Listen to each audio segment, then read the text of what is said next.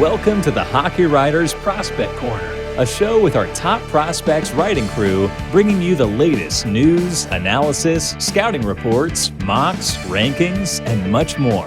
From the World Juniors to the NHL draft floor, from the farm to the NHL, our team covers everything that happens in the world of prospects. So sit back, grab a notebook, and get ready for Prospect Corner.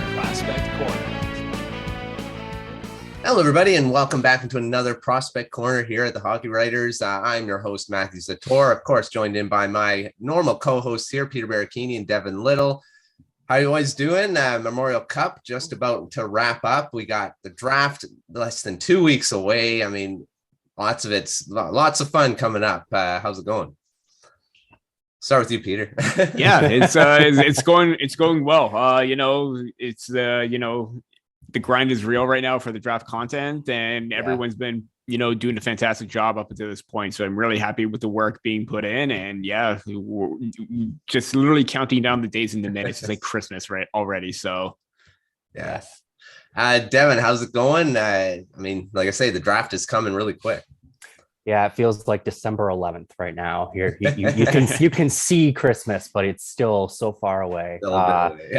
Really excited though, because like Peter said, the content is ramping up, and before we know it, the draft will be tomorrow.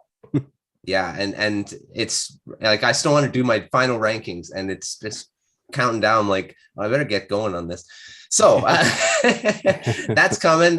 We got some final rankings coming from all of us here at the Hockey Writers. So look out for that. But before we get started on this episode, just wanted to make sure you guys know about the Morning Skate newsletter, daily newsletter delivered to your inbox Monday to Friday, jam-packed with all the best hockey stuff on the planet. Daily dose of all the news, rumors, history, funnies, quizzes, all that fun stuff.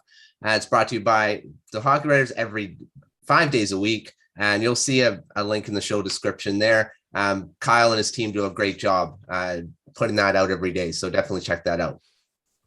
Okay, down to this episode. We're going to talk about Memorial Cup. Like I said, that's wrapping up coming on, Wednesday, June 29th will be the final. Right now, we've got a surprising team in the final, St. John Sea Dogs, who are the host, but they didn't win the QMJHL championship. So they were just here because they were the host. Most of the time, people are like, well, they're not going to do anything. Well, they've knocked off quite a few big teams on their way here, and they're on to the final. The semifinal is going tomorrow, June 27th, which tonight, because you're watching this on a Monday. So that's going on. We got Hamilton and Shawinigan in that semifinal to play for the final. So Peter, we'll start with you before we get to some of the players that are, big in this. What do you think? Do you think that who's going to win this semifinal for one? And then who's going to win the Memorial Cup if that comes to pass of who you pick? Based on the roster itself and how they played so far, aside from that game against the Sea Dogs, the Shawinigan Cataracts have to be the team or the favorite going in. But then again, never count out the Hamilton Bulldogs with the roster that they have. So it's going to be a very, very, I want to say a tight game, but there's been a very high scoring, Memorial Cup as well. Mm-hmm. There have been a couple of games where the goals have been, coming full swing. So who knows what can happen. But yeah, I remember last week saying, don't be surprised to see a surprise. And let's face it, we're seeing a surprise right now with the St. John Sea Dogs. And you know what? Whatever happened in the playoffs, they prepped themselves for this moment. And now they're in the final. They're one game away, trying to figure out who their opponent is. But yeah, they've been very consistent in every single game. A lot of standout players, especially William DuFour. I know we're probably going to get to in a bit, so I'm not going to say too much right now. But yeah, as for that, I think it's going to be a Shawinigan St. John matchup, but I think, Shawinigan may have a lot more to prove this time around and try and get some revenge. So I think maybe Shawinigan may come out on top.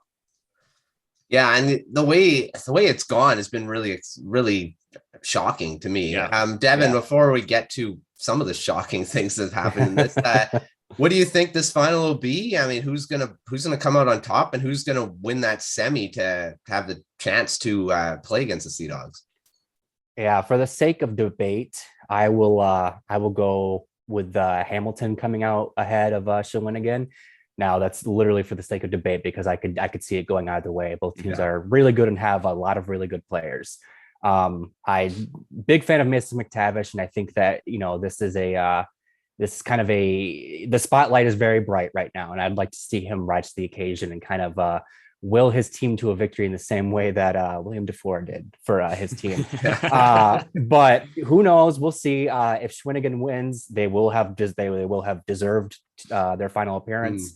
But like I said, for the sake of being contrarian, I will say Hamilton comes out ahead. Yeah, I'm on that. Yeah, I think it's going to be. I mean, Shawinigan's played really well throughout the Memorial Cup here, and they've got some really standout players we'll talk about in a bit. But, you know, I don't know. I'm going to go Hamilton. I'm going to go Hamilton St. John in the final. And I'm going to go and say St. John's going to win the Memorial Cup. You know, I love those stories, you know, underdogs winning and not expected to do much coming in, and they come away with it. And they've shown that they can do it. You know, beating a few really good teams. So, it's not out of the realm of possibility. So I'm going to go out and say that the Sea Dogs will win the Memorial Cup and have that after Wednesday's game. All right, let's go to a question here. We kind of thought when we did our predictions in the preview, Peter, last week, we said the Edmonton Oil Kings and the Hamilton Bulldogs would be in the final. And, one could be there, but right now, the Edmonton Oil Kings didn't win. They didn't win any games in the round robin. Are you shocked? I mean, Peter, are you shocked about that? I mean, you shocked that the Oil Kings aren't even, they didn't even really compete. They did, but they didn't win any games. What do you think? Yeah, I mean, considering the depth and the talent that they have, both up front and on defense, obviously you would expect them to, be the one possibly cementing or solidifying their spot in the final. But then again, last week when we were making our predictions, I thought, Cossa was going to be the X factor. And, coincidentally enough, he really didn't have the strong performance that he needed to, vault this team into a winning position. I mean, obviously it was a group, you don't lose based on one player. There are times where the Oil Kings just maybe didn't quite have it, but he didn't make a timely save. And when you're in those situations, in those dire moments, you need goalies to make a timely save, and he really didn't. So Devin, I'm sorry to say this, but I just thought that maybe he didn't have his best performance, considering, the label that's on him, a potential starter, high-end draft pick with the Detroit Red Wings, and he just didn't quite have it. Mm-hmm. Well, the Oil Kings were also missing their best player in Dylan Genther. Yeah, I mean, that's absolutely. a huge loss, to not play with. And, how good he was all season long, and to miss him. And he was really good in the playoffs too. I mean, to miss him in this big tournament when you don't have your star player, it's like taking Sidney Crosby from the Penguins or Alex Ovechkin from the Capitals. Yeah. It's tough. So, I mean, as much as they were disappointing, missing him and his contributions probably made a huge difference.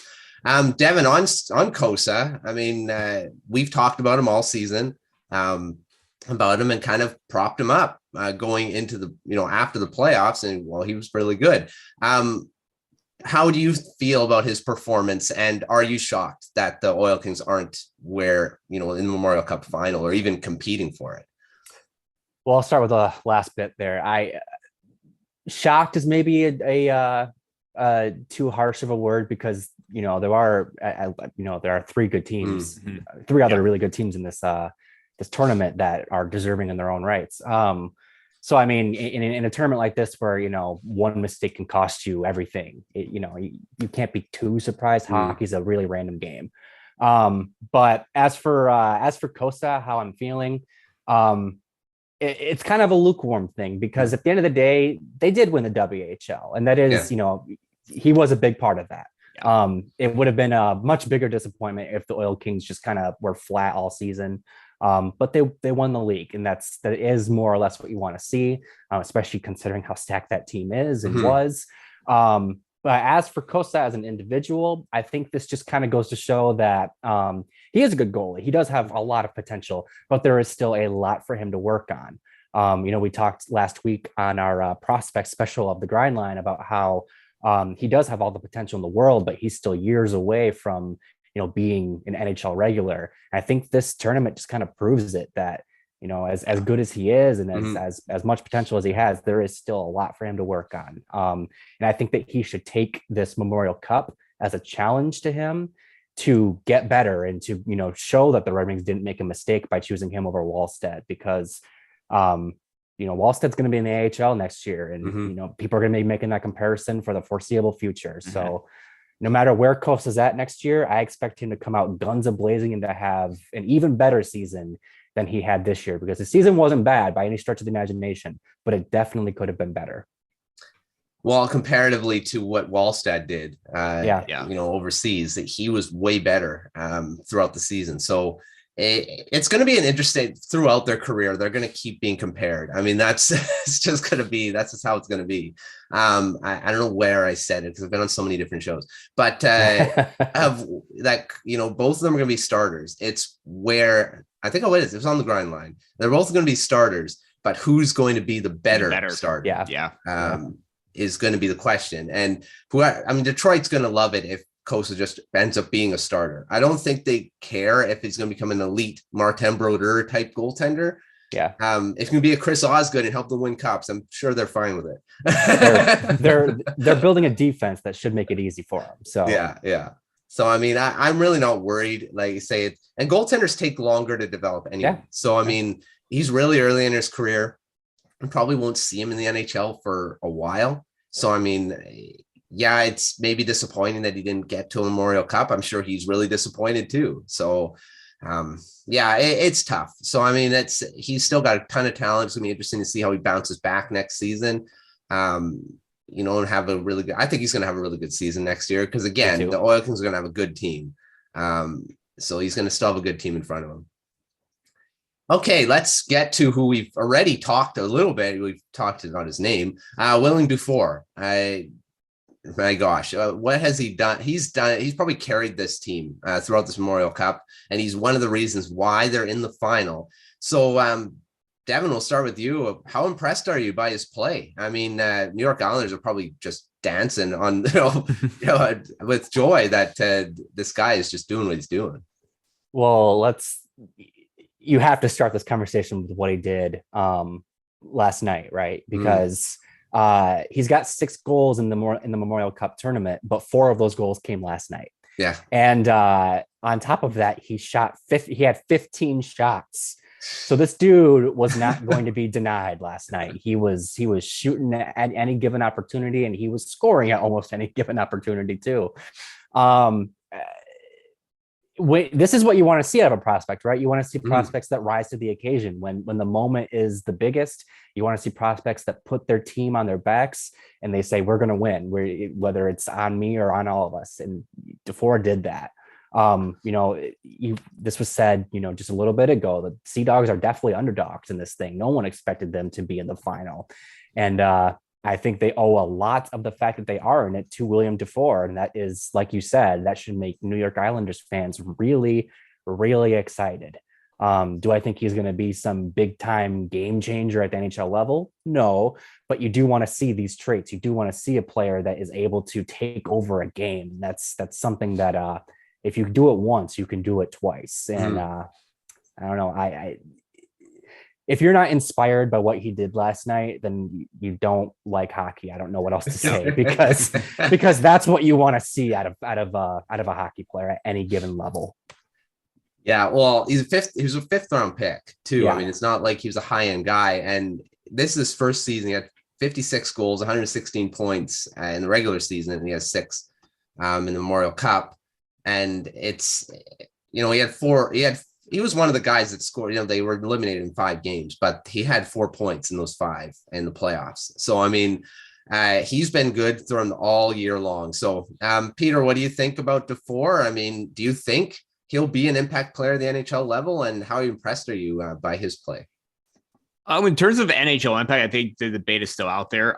That isn't to take anything away from him, but when you get to those 5th, 6th round, 7th round players, it could go either way. You could get someone really impactful, or it could end up being a bust, and they just remain a career AHLer. But the fact that he was able to take the game by charge down against the top QMJHL team all season, I think that really speaks volumes to that, maybe he has improved his stock, he has improved his value. And considering that the Islanders draft stock really, or draft pipeline isn't really that great in terms of prospects. I know that, they were ranked very low in the recent, midterm prospect rankings in terms of their overall system. The only standout name being Aturati. And right now, William DuFour is probably going to be up in that conversation, considering the impact that he had. And 6 goals in 3 games, especially the 4 in that one. It's just absolutely dominant what he's able to accomplish. And, they were already having the underdog label, and they're just taking that and running away with it. And DuFour is really rising to the occasion and being a leader on that team at this moment. So really impressed with how he's played so far in this Memorial Cup, and hopefully it continues. Just real quick, can we all agree that they're not the St. John's Sea Dogs for this tournament? They're the St. John's Underdogs. Yes. Yeah. I was about to say, it's perfect. That's a good one, yeah. Their name is perfect for what they're doing. So they've been really good. And like I said at the outside of the preview, I said, don't be surprised if they do something, because you never know. Yeah. A short tournament, anything can happen. So that's all you need is one standout and, play a few good games, and every team can do that at one point. And there, like I said, they weren't a bad team either. I mean, they had some standout guys and then they did make the playoffs. It's not like they were, one of the teams that were at the bottom of the standings. Right. So they're showing their medal in this Memorial Cup so far. So we'll see what happens in the final, and that's going to be fun to watch. Let's get to some surprises in this Memorial Cup. I mean, DuFour's obviously one of them, but we're not going to talk about him because we just talked a ton about him. So let's talk about a few other surprises that have come throughout this Memorial Cup. I'll start with you, Peter. Any guys that stood out as a guy you didn't really expect to be a big time performer? I really liked Avery Hayes. I mean, obviously we expected him to be, a top 6 or a top player for the Hamilton Bulldogs, but I thought he's maintained, the consistency from the OHL playoffs, and he brought that over here right now, being one of the main leaders and, offensive producers for the Hamilton Bulldogs in the Memorial Cup. 5 points, 3 games, 3 goals. The verdict is still out there. He's 5'10", 175. He's lower in terms of the rankings, but he could be a name that could be, gaining a lot of attention. And this is why late hockey is always great, because you get to see those players that you still want to get a gauge on, even though that other teams are out. And the fact that he's on a deep team, he still has more time to prove his worth. I think it's going to go well for him. Yeah, I've been impressed by him too. The game I watch him, he's one guy you just notice on the ice. His name was a few times I heard. So yeah, he's been really, really good. And he's eligible for the draft too. So we'll see where he gets drafted if he does. So that's going to be interesting to watch. Devin, you have anyone that you're really surprised by throughout this Memorial Cup? Yeah, I'm going to go the opposite direction and be surprised kind of in a negative way. And I think that this player is one who was really hurt by the fact that Dylan Guenther wasn't available. And I'm talking about Jake Neighbors. Neighbors only had 1 goal in 3 games. We talked about how Cossa kind of dropped the ball in the tournament. Neighbors is another one of those players that you're expecting to really lead the charge for the Oil Kings, and 1 goal in 3 games isn't going to cut it. First round pick out of St. Louis Blues, still think he's a real solid prospect. But, I've been talking a bunch of times already in this episode about how you want to see your players rise to the occasion. And I can't say that Jake Neighbors did that in this tournament. And like I said, maybe that's just a product of the fact that Dylan Guenther wasn't there. It cannot be understated how much of an impact losing Guenther is for the Oil Kings. But that's, when a player like that goes down, you need to see your other star players rise to the occasion and put the teams on their backs. And you didn't see that from Neighbors in this tournament. Yeah, and he's a guy that we were kind of talking about probably will be in the NHL next season too. Yeah. So, or have a chance at it. And he did place a few NHL games too. And yeah, I think, and that's again, I'm missing a star player and a guy that's he's more focused on because now teams are like, well, this is the guy we need to shut down now. Guenther's not there. So of course, I'm very disappointing. And I mean, he's still going to be a really good, I mean, as a tournament that was really short. So, disappointing, but I think he's still going to be able to be a good NHLer. I mean, the tournament's not going to really say so, but again, it's disappointing to see a guy that you think would be able to step up and didn't. So, Neighbors was one of those guys too. For you're looking back on it. My surprise is Logan Morrison for the Hamilton Bulldogs, who, Hamilton could still end up being in the final. He's been good throughout this Memorial Cup, and I believe he was my prospect of the week last week too. So another guy that's draft eligible and has really raised his stock. So I'm going to, with that next question, I'm going to ask all refrains. That'll be my choice as well. So he's a guy that's kind of jumped off the page throughout the regular season too, because he was really good and in the playoffs. So playing on that top line, and Hayes is another guy that kind of, I believe, plays on his line as well. So he's been really good throughout. So he's one of my surprises. I don't know, maybe not a surprise, but that surprising that he's been able to do it so that he can raise his stock. So another surprise for the draft. Maybe that's what mine is. All right, Peter, you have anyone that's draft eligible that has raised their stock? I mean, there's not many in this tournament, high-end guys, if you want to say those high-end guys aren't playing in this tournament, but there are a few that are more underrated. So you have anyone that kind of falls under that category? Yeah, I'm going to go with Shawinigan's Angus Booth. And, during one of those games, Jason Spezza and Kyle Dubas, they were there scouting, I believe it was Shawinigan Hamilton. Jorian Donovan was another one on that team. But given Booth's, very steady and solid and well-rounded defensive game, obviously the offensive point production isn't there, but he's what you want in a solid two-way defender with more of a, shutdown kind of role kind of thing. And, I saw him, get into lanes, block shots, break plays up. He's got an active stick, does a great job to, provide great gap control and keep players to the outside. I've been really impressed with him. And I think he's an underrated player in the middle portion of the draft. And I think personally, I think he improved the stock. I think teams should look at him a little bit more with this tournament. Whether he goes higher or not, that remains to be seen. But I've been a big fan of his.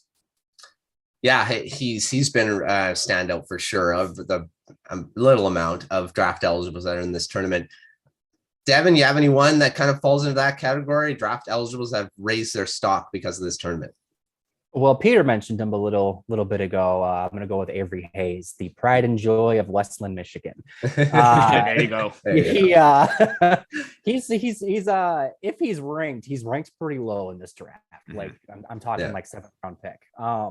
But to his credit, he's had a very, very good season with the Hamilton Bulldogs. Now, maybe it's a little easy to have a good season with the Hamilton Bulldogs, considering all the players they have, but he had a good season nonetheless. 79 points in 66 games in the season. In the playoffs, he has 34 points in 16 games. And then in this Memorial Cup, he's got 5 points in 3 games. He's showing up, time and time again for the Bulldogs.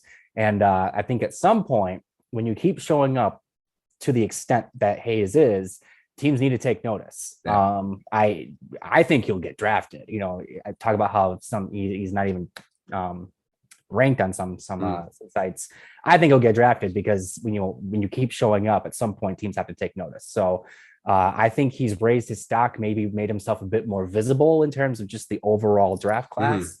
And seeing Hamilton go on to the final and maybe even win the whole thing would definitely push his profile even further in the positive direction. Yeah, like he's been another standout throughout. Like you mentioned all those stats. I mean, that he's been really good throughout from the beginning of the season to now. And I keep wanting to call him Gavin Hayes, but that's his brother. And so